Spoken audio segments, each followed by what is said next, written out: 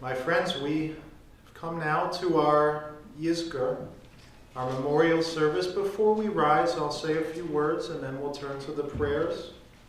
It's 4 times each and every year that our Jewish calendar offers us the opportunity to come together in this way to say the prayers of Yizkor.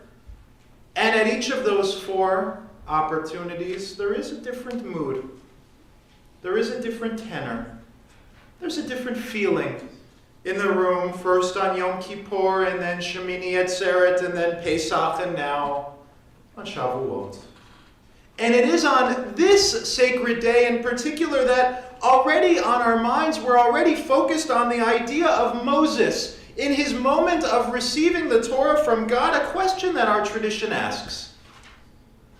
God spoke to Moses, and then in a certain way to the people too. What did God's voice actually sound like?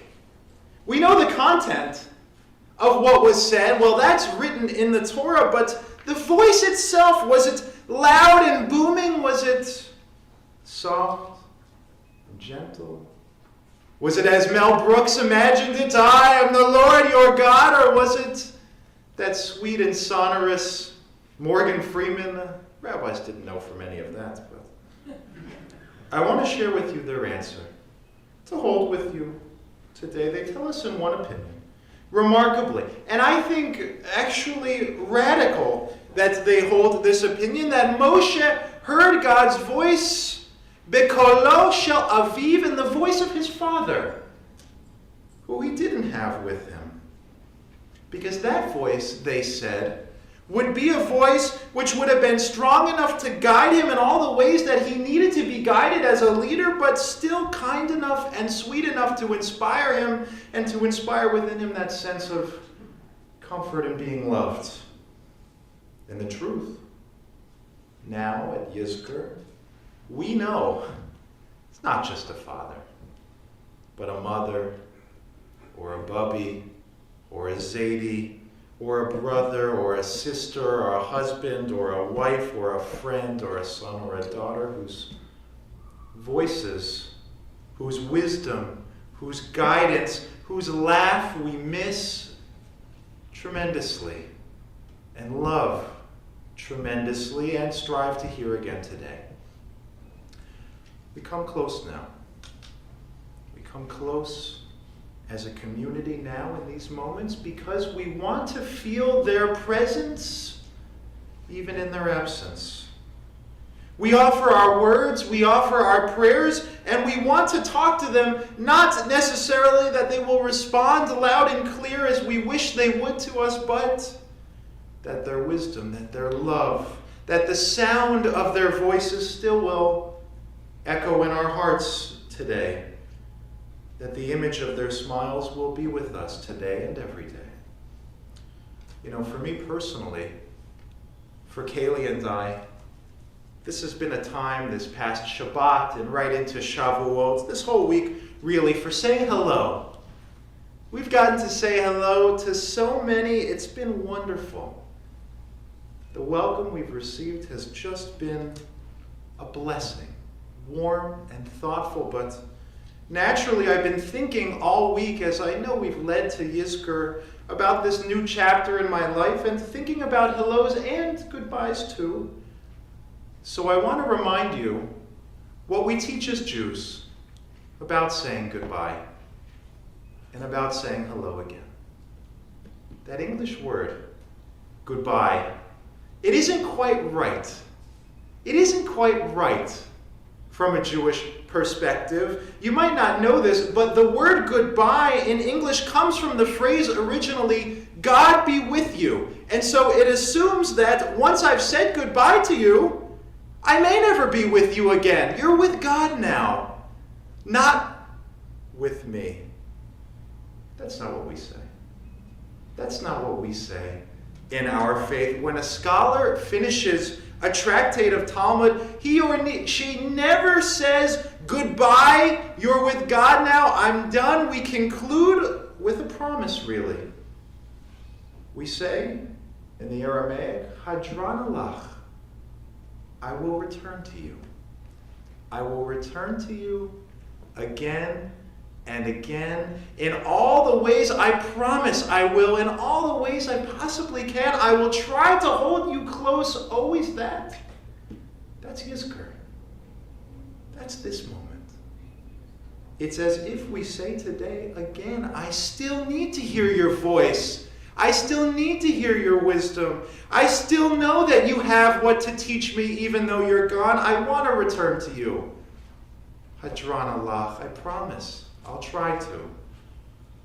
Heard a rabbi teach once that the Jewish view of mourning is that it's like a door that is slowly closing, and so we have to make a point to come here together as we have now on Yizkor, to come each time we say the Kaddish. Why?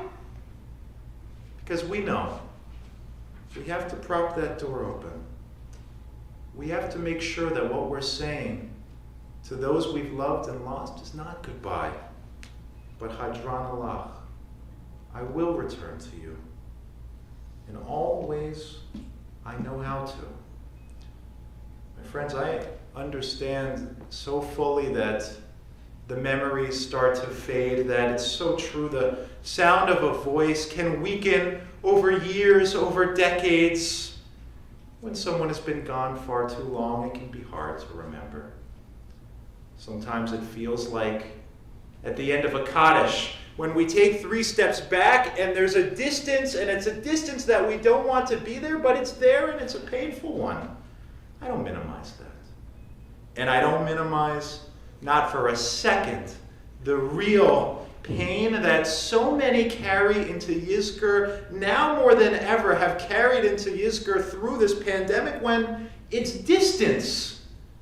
It's distance that's prevented us from saying a proper goodbye, or distance that's prevented us from saying a proper hello, when distance has taken from us during this time more than just life, but the moments we should have shared. Precious time to be together. I don't minimize that. Not for a single second. But still I know that as Jews, when we take 3 steps back after we say the Kaddish, we always take those 3 steps forward again, because that's who we are. We're the ones who find those ways to return again and again to those we love, and return again and again to those we've loved and lost. We carry them, always. We read Shavuot, the book of Ruth. You heard from it just a moment ago. We studied it in our tikkun. Beautiful story. And in that book, Naomi says to Ruth, Al tifgi le'azvech. Go now. We have nothing left to share. Go on your way. Goodbye. But Ruth doesn't believe that. Ruth says back, Ki el asher telchi elech. Don't tell me to leave. Wherever you go, I'll go. And wherever I go, I promise I'll carry you with me. That's Yizkor. That's what all of us who have lost strive to do in these moments. So I'll leave you with a story. It's a story that I love, and I hope will stay with you through your prayers this morning and really through the remainder of the Chag. It's a story about a rabbi named Levi Kelman, who was a child when he asked his father this beautifully innocent question that only a child could come up with, really. If God is invisible, Dad, could God see himself? Whoa. His father, Wolf Kelman, can't answer at first, and he thinks about it, and finally, several days later, after thinking about it, he comes to ask his son at bedtime, Son, when you see yourself, where do you look? And the little boy answered sweetly, in a mirror. And to that, his father responded, when God wants to see himself, he looks at you to see if he can see himself in all that you can do, the best of who you can be and the best of who you can become. Well, now, in just a moment, as we turn to our Yiezka prayers, we think about the best that we can become in their memory. In their memory. We strive to hear their guidance, the voices which still echo in our hearts, still call to us from the heavens, as God called out to Moshe on a Shavuot long, long ago. We open ourselves up to saying goodbye now, after saying it so many times, and we open ourselves to saying hello, if only for these moments, once again.